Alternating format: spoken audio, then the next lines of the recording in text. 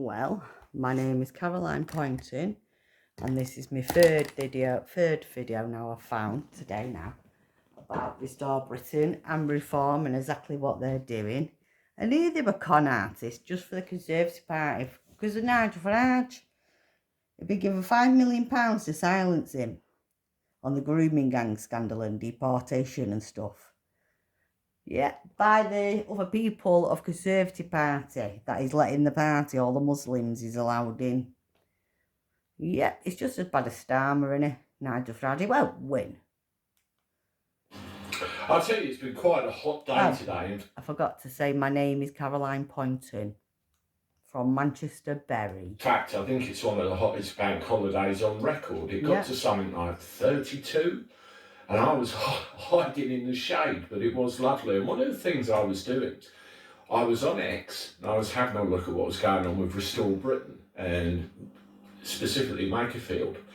And it occurred to me, there's an awful lot of muck spreading, there's an awful lot of the usual childish political banter. From reform parties. What really amazed me was that Restore seemed to just be getting on with it. There's reform, and not engaging with it, but rather just staying within, factual realms, telling it how it is, which I think is very important. He is the establishment. And it is, of course, vital that we go back to basics and have a look at what's going on. And the first tweet I want to show you is this one. And it's very important that we never lose sight of this when we talk about things, to talk about what happened. I mean, let's read this, right? Let's have it right. Just so we're all clear, Farage and Reform tried to put me in prison because I backed the mass deportation of Pakistani child rapists and their foreign wives and relatives who allowed it to happen. When he says foreign, it's basically anybody that knew this was going on and didn't act. My home was raided by armed police late on a Friday night as a direct result of Reform's allegations. My guns were seized. They tried to ruin my life in every way. Farage admitted on national television it was all because I backed mass deportations. He said that was the moment they realised they had to get rid of me. Not the bullshit allegations they went to the police with, but the fact I want the gangs removed from our country. He admitted it. That all happened. People to vote for Fair enough. I took it on the chin and planned out our next step. Obviously. I founded Restore Britain to give the people the democratic option to agree with me. Restore Britain will, without apology, deport every last foreign and all foreign accomplices who knew it was happening yet failed to act. If that means entire communities go, that means entire communities go. I really don't care. We will rid Britain of it. Now, Reform are incandescently angry that we are giving the British people that choice, employing increasingly desperate smears against our movement. They didn't want to give us a choice, they were just the Conservative Party. They can vote for someone else. But they've changed their name. There are plenty of options. Reform, Labour, Tories, take your pick, go for it. But if you want those evil scumbags out of our country, along with every don't vote Reform. You now have a genuine option. Now that came out today, and one of the other ones that came out as well, I'm sure everybody knows who Orla Minnahan is. She's one of the people with Restore. And Robert Jenrick decided, nastiness. According to what I'm reading we'll online, have to get Rupert Low it would be a good idea to link private WhatsApp conversations between the two of them. They ended up in the public domain, and that was just completely and utterly underhanded, and it just shows the level of depravity and the level of trust, specifically, or lack thereof, you will find in these other politicians. And if that is anything to go by, it just shows how desperate, utterly desperate they are to get their hands on power, no matter the cost. And you've got to think that this is the future of your community that you're talking about and we here. Don't want it's just completely and utterly unacceptable. I want to touch on Andy Burnham just very quickly. And it's this here. This came out this morning.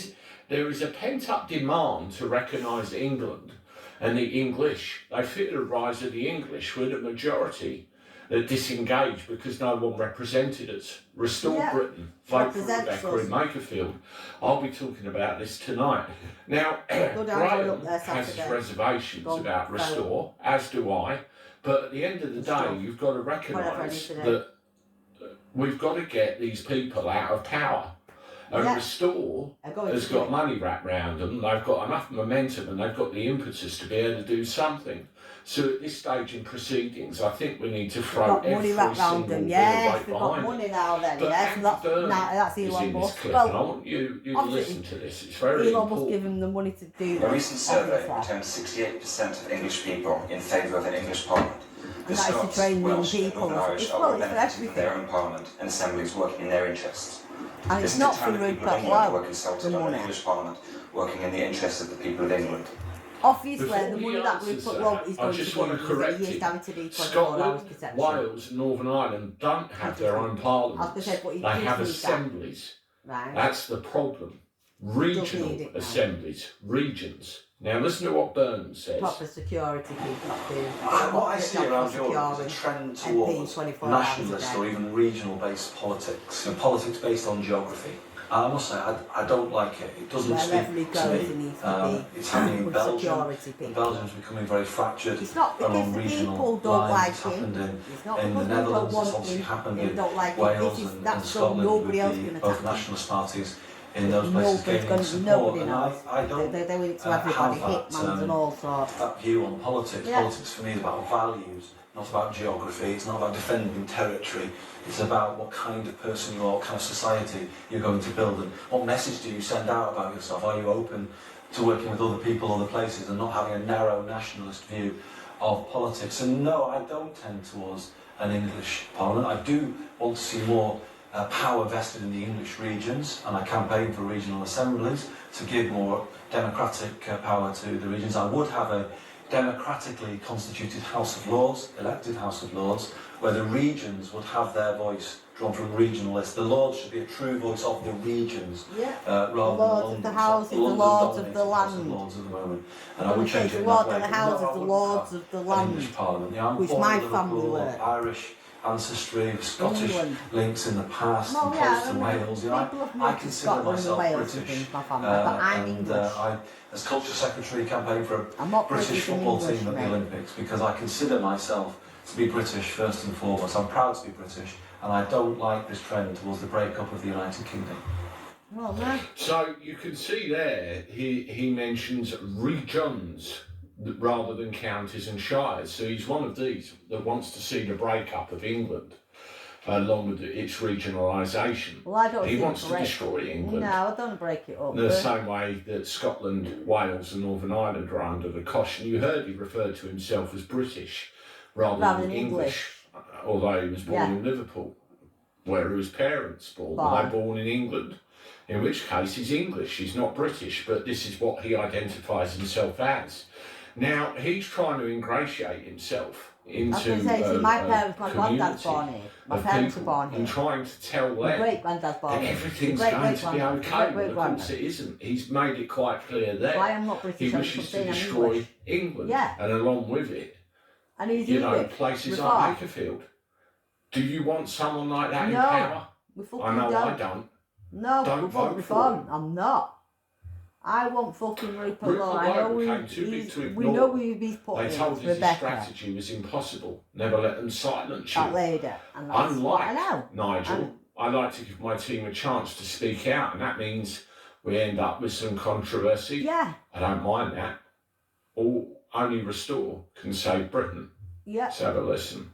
So I decided while I was in there that really the British people don't have anything on the smallest board of political parties which is going to deliver for them.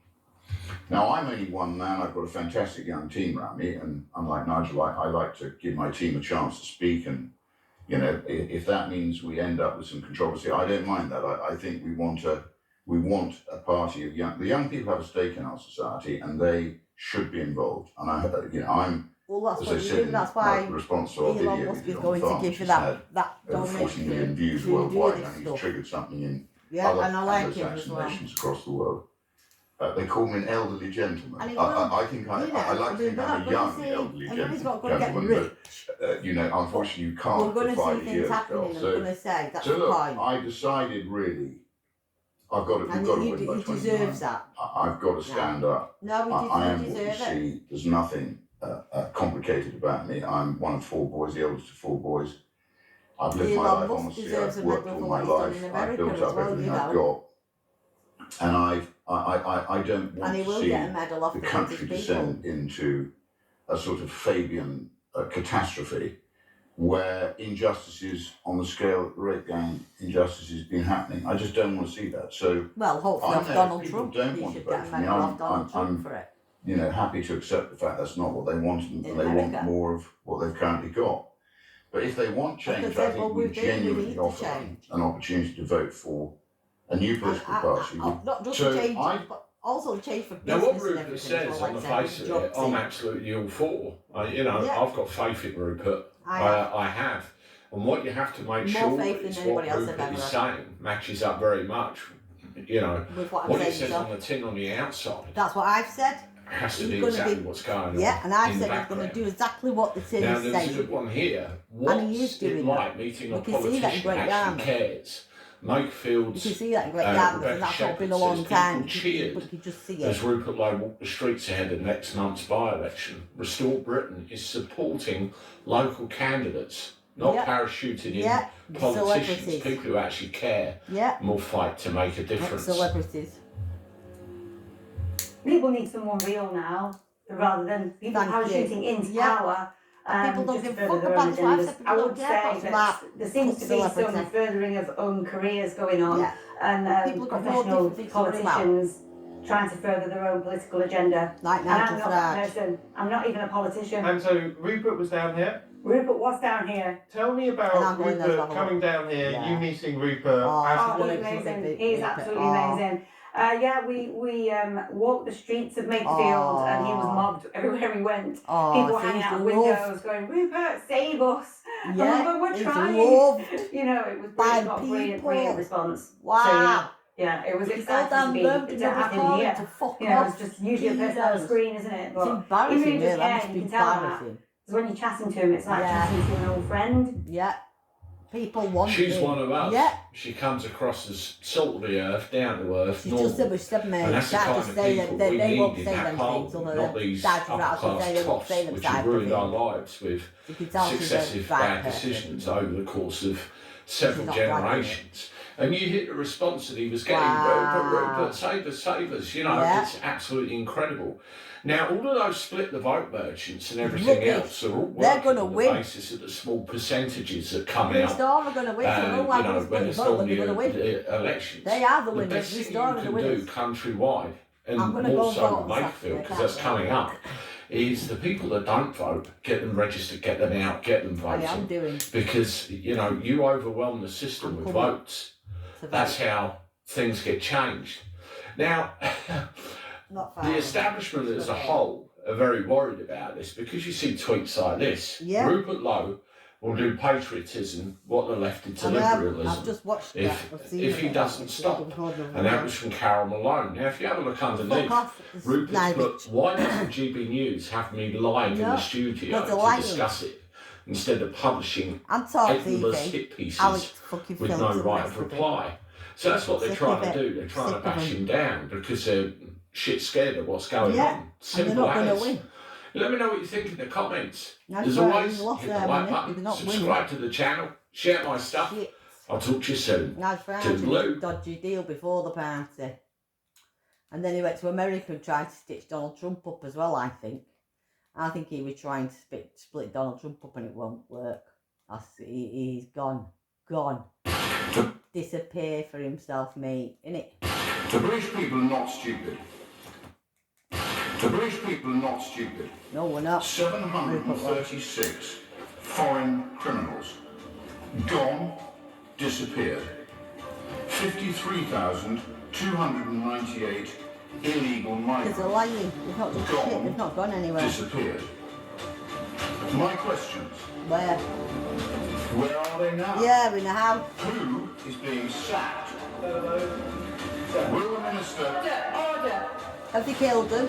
You don't need commentary from us, military. Drowned them in the water. Remind Mr. Lowe. Whenever Rupert Lowe rises to speak in the House of Commons, the reaction from the benches opposite is always rather telling. You can almost hear the unspoken words. Oh dear, here we go again. For those of us who grew up in the Britain of the 1970s and 1980s, a country still carrying the imprint of the post-war generation, the current situation feels particularly dispiriting. For decades, the British public were assured that every concern about immigration was either irrational, temporary, or morally suspect. Enoch Powell was treated as a pariah. During the Blair years and the explosive post-1997 migration boom, we were told that diversity was our strength, and that any scepticism was outdated. Even after the Brexit referendum, when millions voted explicitly to take back control, we were promised the issue would finally be resolved.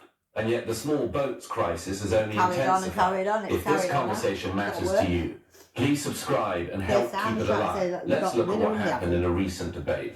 The scale of illegal immigration and its impact on our country is simply not understood in this Parliament, nor do most members even care.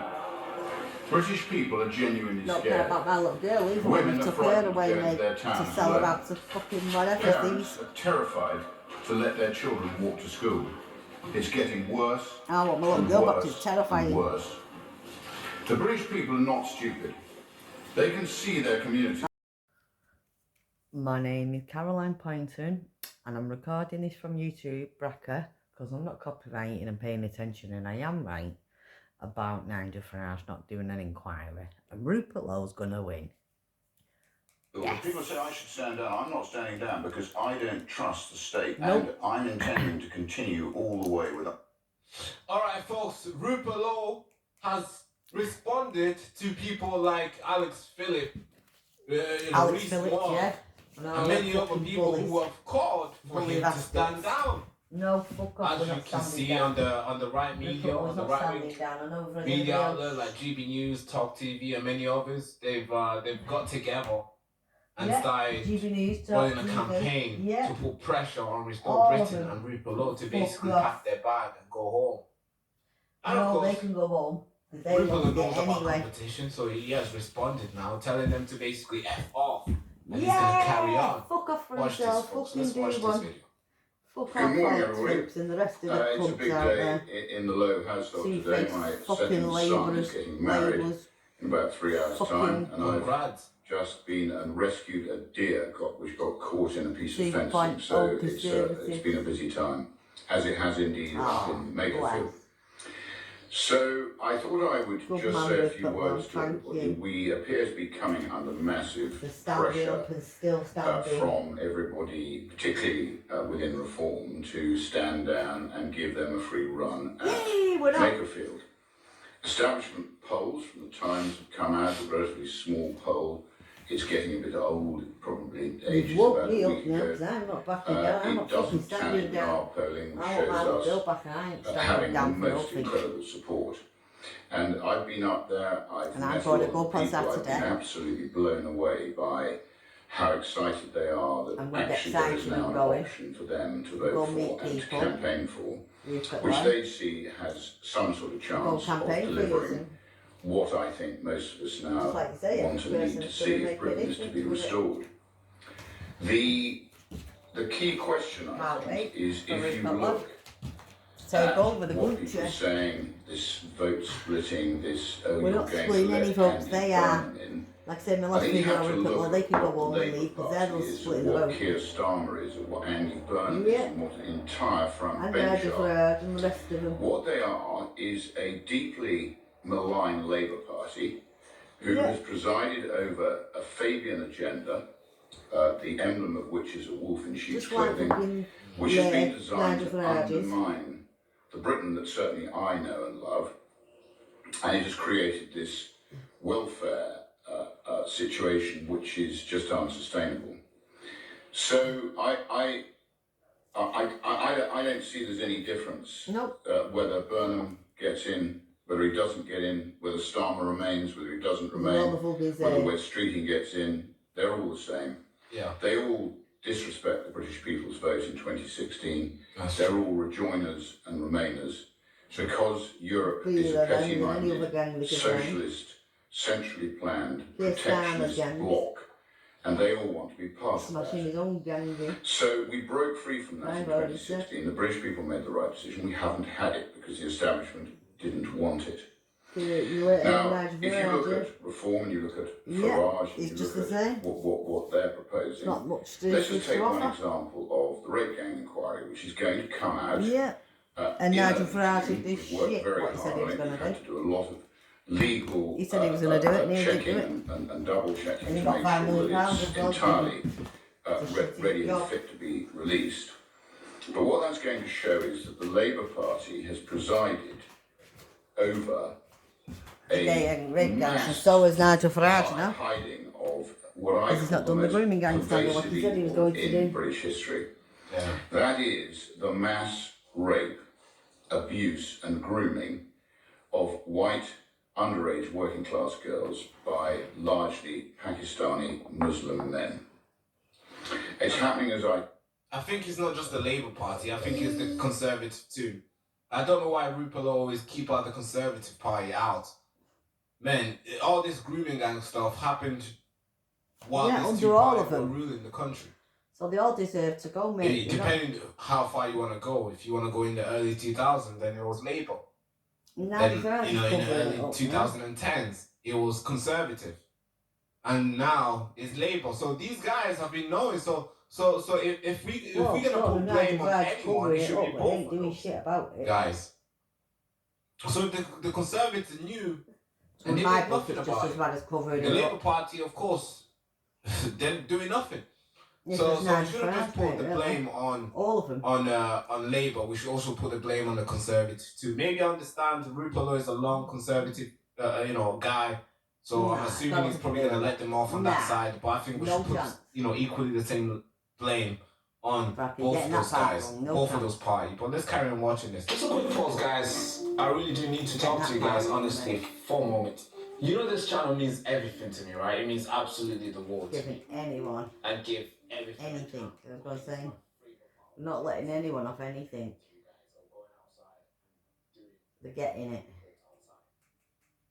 Including King fucking Charles. So let's not forget about King Charles, because he's been involved in all of this as well, Brocker. As well as the government and all of them. Tony Blair, Open Borders, they've all been in it together. Nigel Farage, all of them. They're all in it together. I think Nigel's got all the Conservatives in. Because they've donated the money. So they can get in the party, shut him up and shut it down and kick people like Rupert Low out. And bring Muslims into it again.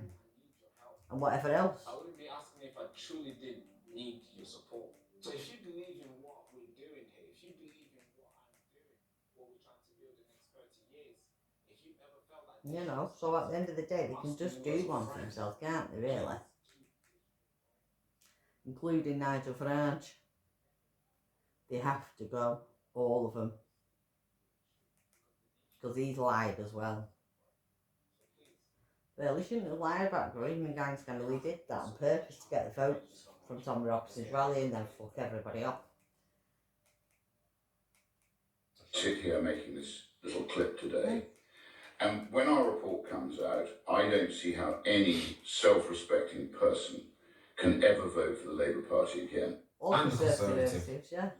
I think the Labour Party has got a cross on its forehead. I don't see it being able to survive this kind of evil, which I think people will judge them very harshly for. And if you listen to Maggie Oliver, Andy Burnham is far from clean in terms of his conscious pilot-like hands on this issue. Rochdale and all. So this again goes right through the Labour Party. They're in denial. They've put power ahead of right and wrong, and they deserve to be punished for it. And our report will be coming out, and it will be showing people the extent to which this has been happening for not 5, 10, 15, 20 years, but probably 40 or 50 years, not in silos, but across the country in virtually every area that one can conceivably think of.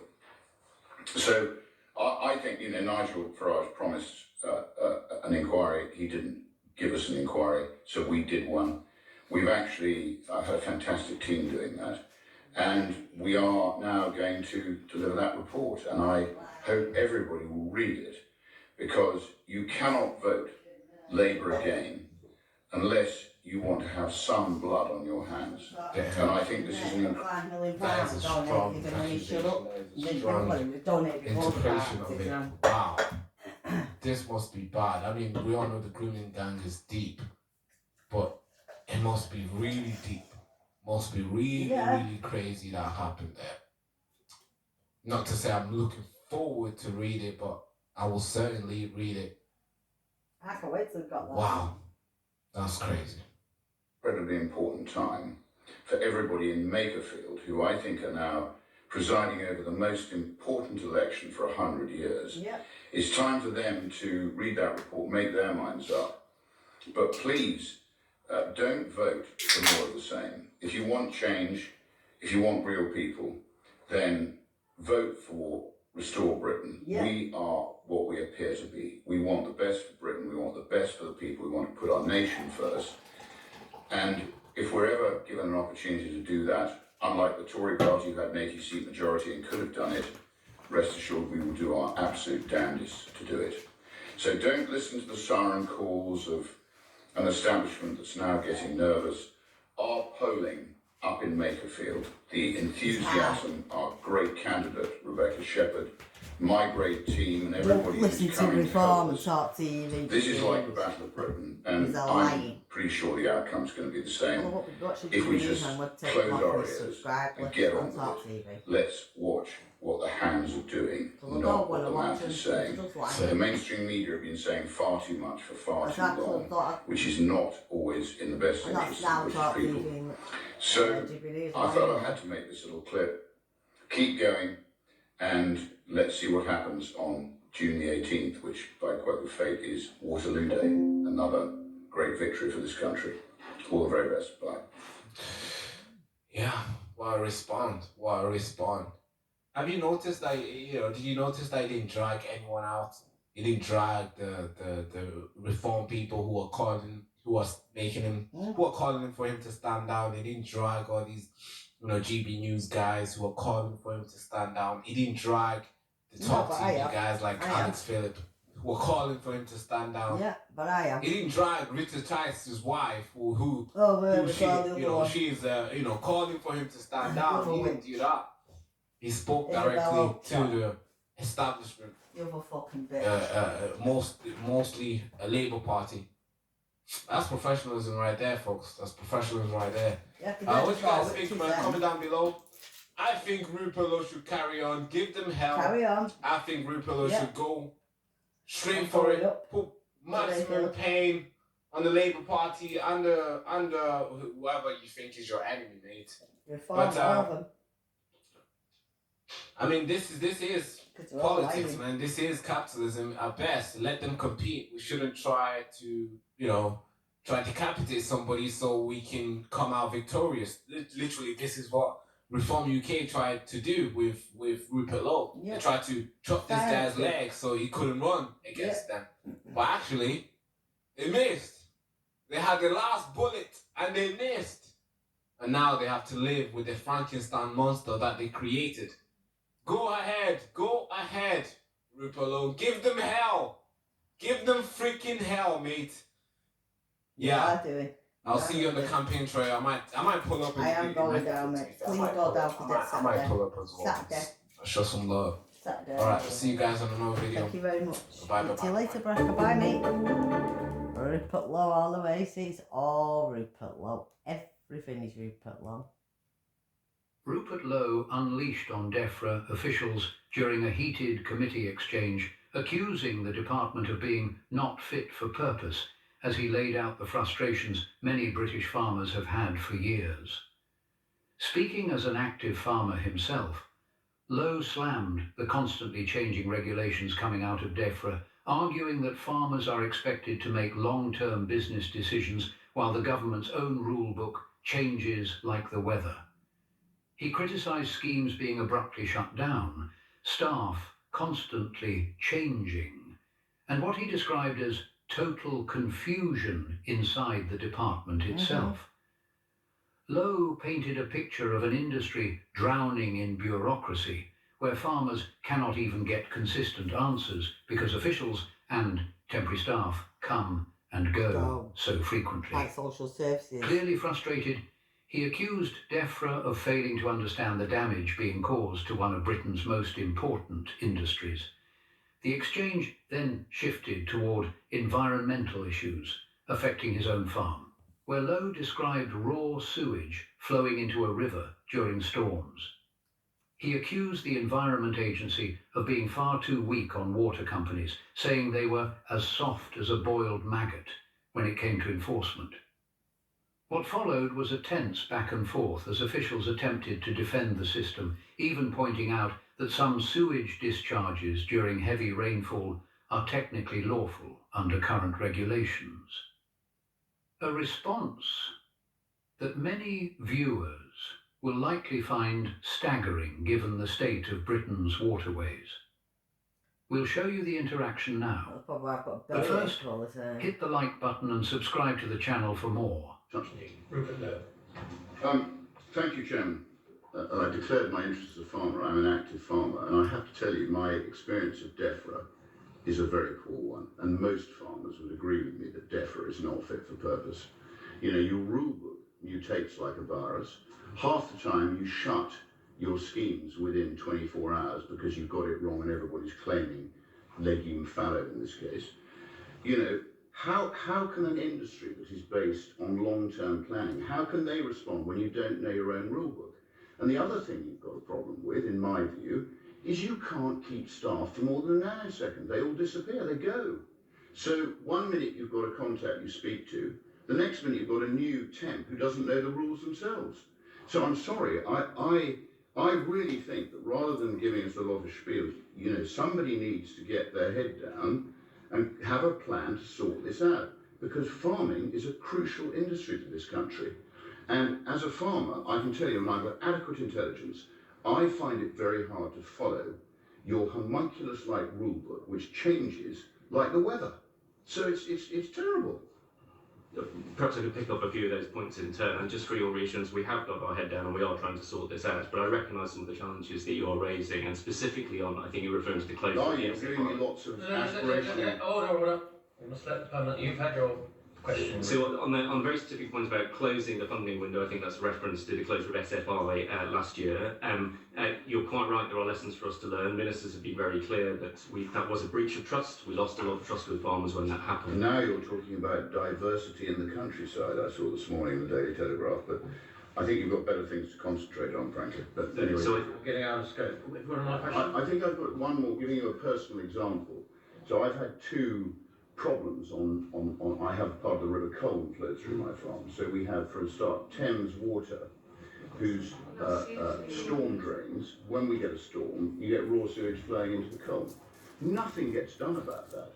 And again, I think the Environment Agency, you're too soft. In my view, you're as soft as a boiled maggot with them. You should deal with that. Okay. So Geoffrey, I think there's a lot that needs to be done. No, I agree. Loads of stuff. Yeah. Right. Where would you like to start? Hydrochloric acid, storm smells, IT, what would be best? Start with Thames Water. Okay. So, water quality. Right, so let's start with that. First of all, we have to follow the law as it is, not how we would like it to be. And I just want to remind the committee that in many cases, a sewage spill during a period of extremely high rain is lawful.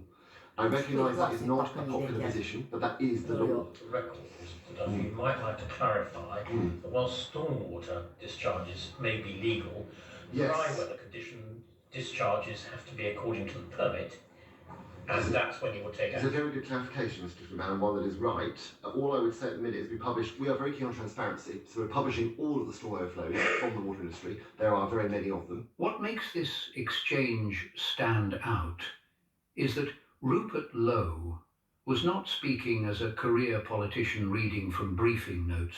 He was speaking from direct experience as someone actually working in the farming industry. And the frustrations he raised are not isolated complaints. Across rural Britain, many farmers genuinely believe they are dealing with a government department that is detached, overly bureaucratic and incapable of delivering clear, long-term policy. Farming depends on stability, planning and consistency. You cannot run farms properly if regulations, subsidy schemes and environmental rules are constantly changing with little warning. Yet that is exactly what many in the industry say has been happening for years. And following that brutal exchange over farming and DEFRA, Rupert Lowe then turned his attention to another part of the British state, this time taking aim at the government's entire approach to regulation and economic growth. The moment started almost comedically, with Lowe openly mocking the phrase regulating for growth, questioning who on earth came up with the slogan in the first place, but very quickly the exchange exposed something much deeper. Lowe repeatedly pressed officials on a simple question that they seemed unable to answer clearly. What actually counts as growth? How do regulators measure success? And if the government cannot properly define what success looks like, then how can these departments claim they are helping the economy at all? Clearly frustrated, Lowe accused regulators of building huge little empires designed to protect themselves rather than deliver results, before bluntly stating that he was not sure your department is fit to oversee economic growth in Britain. And the more questions he asked, the more awkward the responses became, with officials struggling to provide direct, measurable answers on what growth actually means in practice. We'll show you the interaction now. Yeah. And to start us off with all of that, please could we have the first question from Rupert Lowe? Good afternoon, everybody. If you'll indulge me, I just wanted to understand the genesis of the name Regulating for Growth. Who actually came up with that? Rachel Reeves irritates me when she spreads it around the chamber liberally. So who actually thought that was a sensible name? It's a very good question where the genesis of it was. If I'm honest, I don't know. I couldn't give you, so I hesitate to sort of speculate. I would argue you deregulate for growth, you don't regulate for growth. I mean, when I asked a question of the Secretary of State for Business and Trade about the number and proportion of senior civil servants in his department that have A, historic, and B, current directorships listed on Companies House, in July 23, there was one.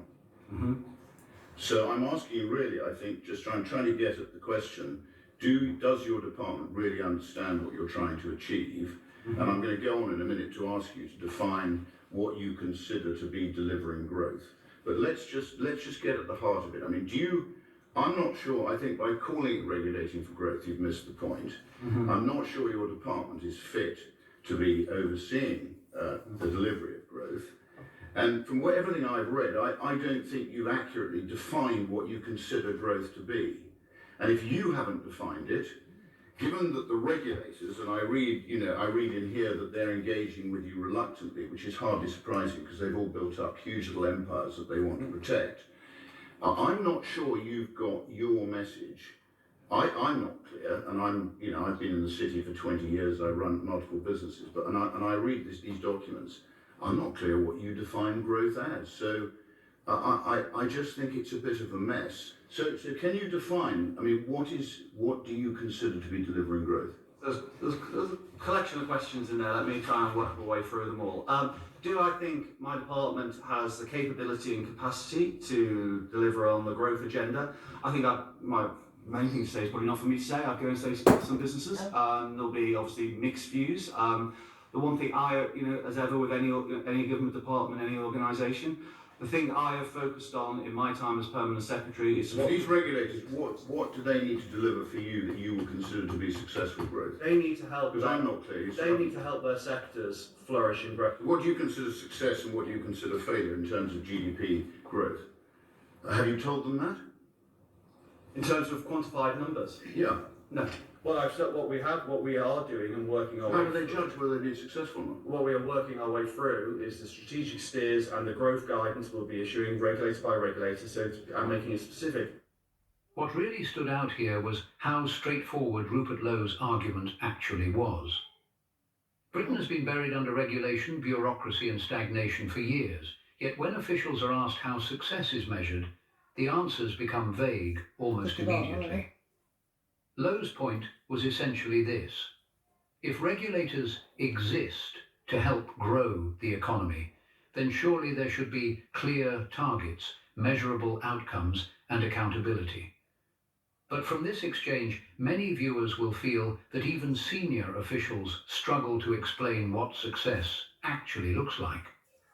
And that is exactly why public frustration keeps growing. Businesses across Britain constantly complain about endless paperwork, slow decision-making, regulatory confusion, and government departments that seem completely detached from the real economy. Whether people like Rupert Low or not, he is tapping into a wider anger that Britain's institutions increasingly feel managerial rather than effective, obsessed with frameworks and slogans instead of actual results. Right, well, I think I'm right in saying, having read Gareth and his team. Okay, now. Hello, minute. Hello there. The political stakes in this country are extremely high. We have two sides. One who wants a sovereign United Kingdom, and another side that doesn't want a United Kingdom at all.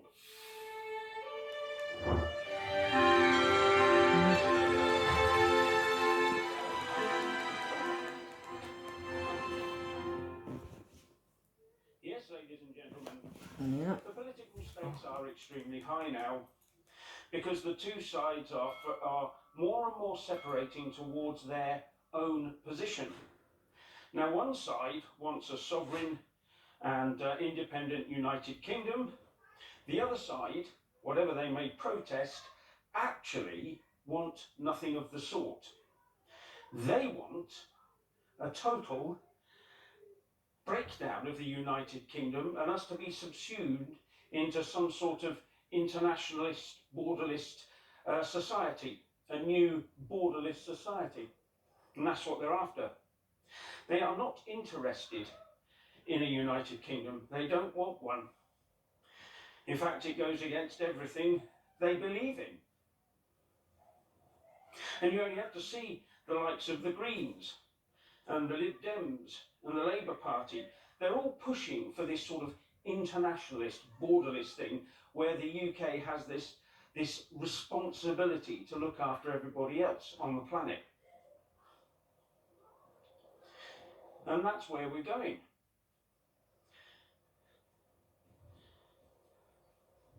And that's what they want, and they're going to fight harder and harder for it. These two sides are irreconcilable. They cannot meet in the middle anywhere. There is nothing common in their approach to their political beliefs and their political ethos. Nothing in the middle at all. One side wants the destruction of the United Kingdom, and the other side wants it to keep going, and wants to build a United Kingdom, proper United Kingdom community along traditional, I don't know, Judeo-Christian lines, that sort of thing. That's what they want. But the other side doesn't want that, not at all. They are far more intent on breaking the country up into bite-sized chunks, easily fed to everyone else. And because these two sides are irreconcilable, the arguments, the political arguments, are getting more and more strained. And you can see that around Makerfield. And they're even more strained on the extreme right and the extreme left.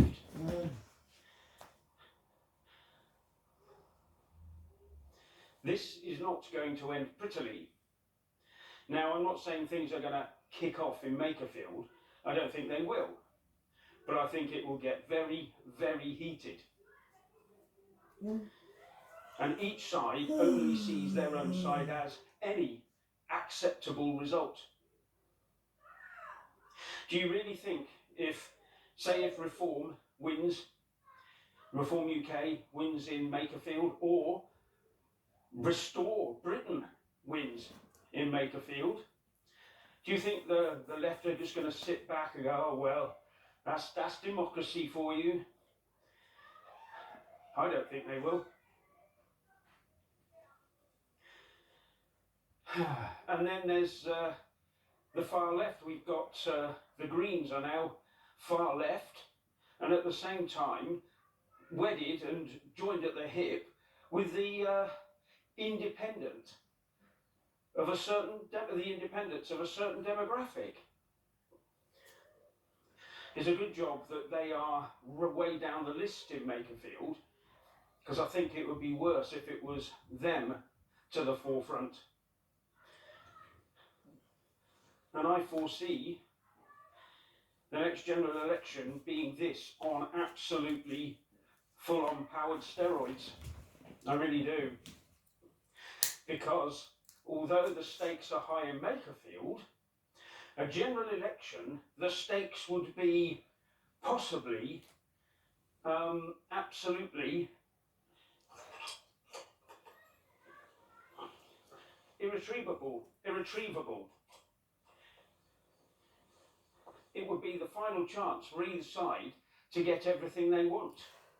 It will be the final chance for the Patriots, because if there was a general election and the left get in, they will just continue to plough on with this destructive set of policies that does no good for the UK and all the people in it. In fact, the UK is destined under the left to become yet another rock in the ocean that anyone can come to and mine in whatever fashion they feel for whatever they want, whether it be benefits, money, or whatever, I don't know. But you get the general gist. You're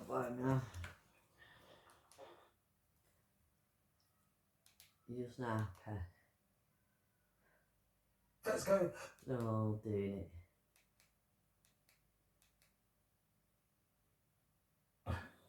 Party, politics. Yeah, Bernardo Fayard and the rest of them. No, well, I like to think it's my boyish good luck, so... Hey, guy.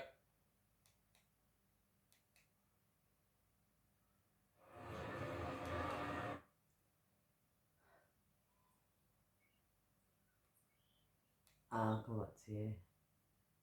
The President of the United States, President Donald Trump, is pushing for more countries to join. Yeah. What would be a good bike to evade the police? Am I right in it? Today we were watching as the Putin regime continues to struggle with the war that it started. This is Hope Cove in Devon, and it's some...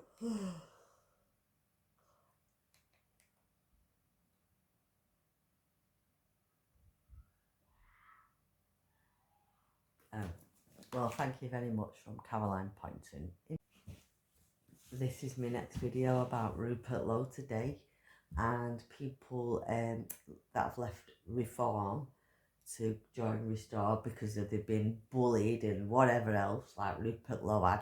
19-year-old running an entire county council. Because we didn't get to see these people. An 19-year-old running an entire county council. Yeah, a £500 million council with no life experience, no work experience. But well, we can guide him, we can help him, we can do this. Yeah, that's what you won't have, a leader. You won't be able to basically have a puppet, or so it's all about media attraction and press attention rather than actually trying to put the right person in the job. So how's it feel being in Restore now and backing Rupert? A breath of fresh air. Right? You don't A realise breath how much of you're fresh air. until you take the road. This is Van Fulton Rupert remove the plugs from your nose and you go, oh my good God. And it was just like, this is just different. Is there a reason we're looking lovingly into each other's eyes? I don't know, you do that. You keep doing that to me. Hello, this is Will Coleshill reporting for Vox Populi. Today I'm down here in Coleshill in Warwickshire, where I'm speaking to two Restore councillors who are going to explain exactly what's been happening in the local council, where we've got the youngest council leader ever for Reform, but there are a lot of things that seem to be allegedly amiss in the Reform Council. Hello, I'm Scott Cameron, I'm the County Councillor for Coleshill South and Otley. Hello, I'm Luke Cooper from the County Councillor for Studley in Warwickshire. So do you guys want to give me a little bit as to your backgrounds and how you came to get involved in politics? Yeah, so professionally, absolutely nothing to do with politics, really. So I've worked in aviation for the last 20 odd years. Did my commercial pilot training and work for an airline now, but in a ground-based role predominantly. I was sat on the sofa one night watching the news, got really sick of what was going on in the world, and I just thought, maybe I need to do something. So went online, filled in the form, and next thing I know, I'm a county councillor. I'm an electrician. I have been since I was 18, but I've lived in France, I've done sales, I've worked in warehouses, I've met lots of people. But when I came back to England and decided to work as an electrician again, I started paying attention because Brexit had happened and a lot of things had started not sitting well with you. So I ended up talking to the apprentice at the time, and he dragged me along to a meeting, and I'm like, people have these? And I ended up putting my hand up in the air to be a candidate, and here we are. I'm just an electrician from Studley at the end of the day. So what were the issues that really got you involved in politics? I was just, hard-working taxpayers, they get overlooked all the time, and then there was obviously the mass illegal immigration coming in with the small boats, and various other things going on around the country, and I just thought, it's not fair that people are paying their taxes. You've got people sat at home that don't work, that are getting all of this money from the state. They're perfectly fit and healthy, they can work, and they're not working. I know some of that sort of nature, and it was that sort of thing. I just thought, enough's enough. We're not getting local services that we need. The councils get all this money. Where's it all going? Because the roads are shambles, and there's other services not being handled correctly, and things not getting done. So I thought, well, I can either sit here and moan about it, or I can have a go at trying to change it. I got involved due to national issues, of course, that we all agree with, but the main thing I've found with the local things that I'm really having problems with is bad faith interpretations of arguments. You're constantly having to argue vibes of a situation instead of the actual subject. You're getting called names here, there and everywhere, and it's got nothing to do with the proposed subject. And trying to bring back, shall we say, fairness to local politics, because we're constantly dealing with what seems to be just bad faith interpretations of what you want to say. Nobody can take you seriously. You're always the bad guy. So you're trying to bring normality back to what the outside people would see as normality. When I was just those people, I didn't think about local politics. It just happens in the background. And it's trying to bring what they would expect to be happening to actual fruition, which would be good faith, exceptional professional politics, instead of it being high school politics, which you won't see much better of. So you guys were originally elected for reform. So do you want to explain some of the events that led to you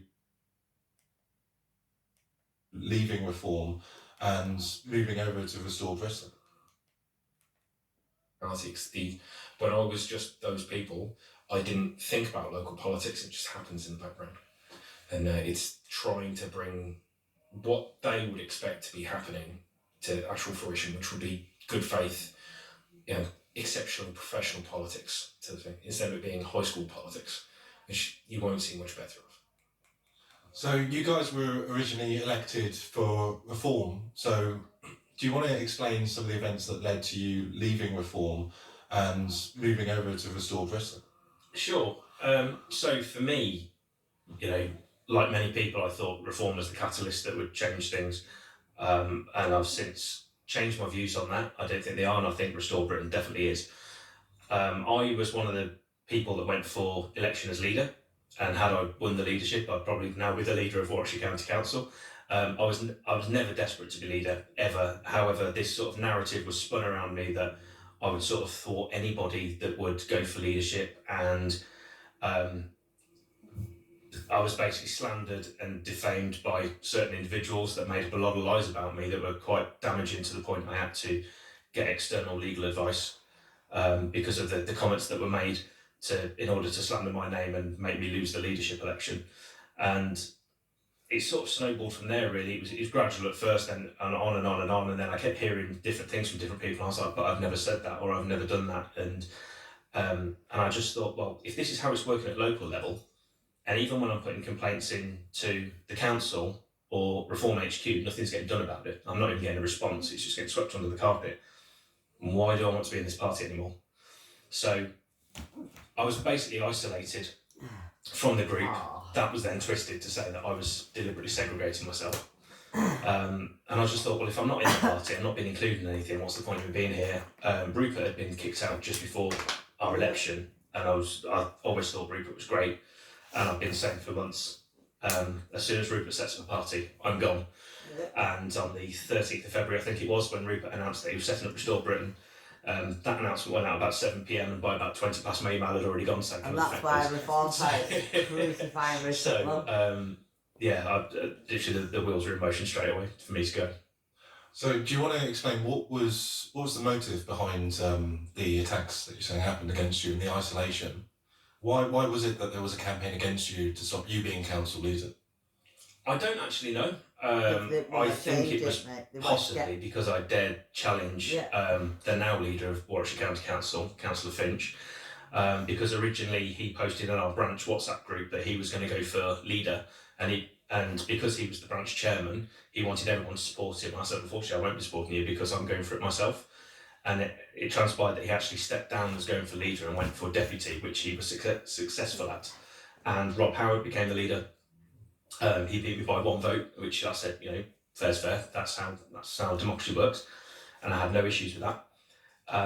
But then things just happened in the background, and all these comments were made, and I was just like, I'm being tarnished here for nothing that I've done wrong.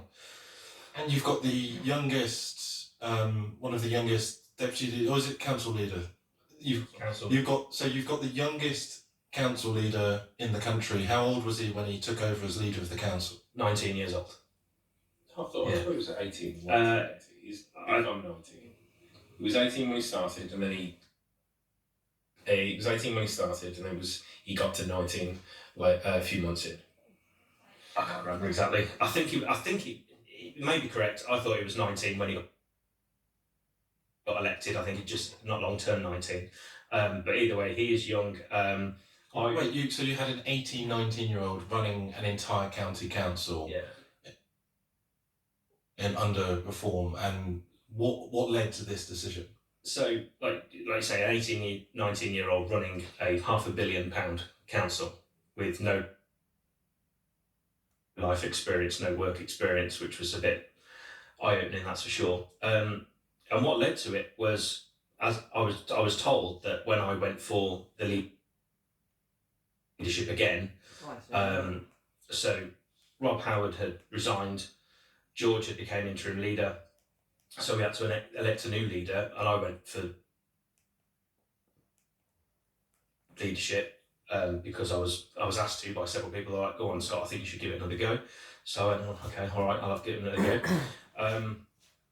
I was sort of reluctant to do it, but it was just, I don't even know how we got into the position, really.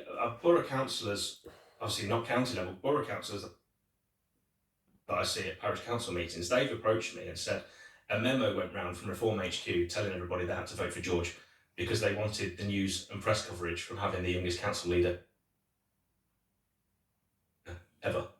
So it was all about media attraction and press attention rather than actually trying to put the right person in the job, which, considering they're all for meritocracy, so they say, it would seem not in this case.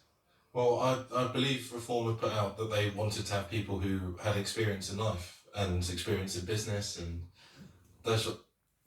Well, they didn't want anyone like that. Thanks. I take it that you don't believe that to be the case. No. No. Many a time I brought up this issue with other people, and the response was, it's like, well, we can guide him, we can help him, we can do this. Yes, it'll waylay your worries because we'll be able to shepherd him through this. And I'm like, that's what you want out of a leader. You want to be able to basically have a puppet or have him however they were imagining it. And I was never pro that idea. So it was, I was supporting point, Scott was one of the people that pushed him to go for Labour. And it just seemed to have brought him no end of worries because of the attacks against him seem to have come from nothing. And I think the attacks on Scott, they were prescient in what actually happened to Rupert, because these same attacks happened to Rupert in the same way that Reform now says it's about ego and it's all self-interest. And the same exact attacks happened to Scott, and it was shocking to me. It was shocking that the similar I'm still getting over it, to be honest. The fact that it's a farmer attached to the party gets attacked in the same way. It's strange how upper actions can be mirrored in the lower section without direct input. But there may have been direct input that I can't confirm, but it's definitely a rumour that was out there. So what was the...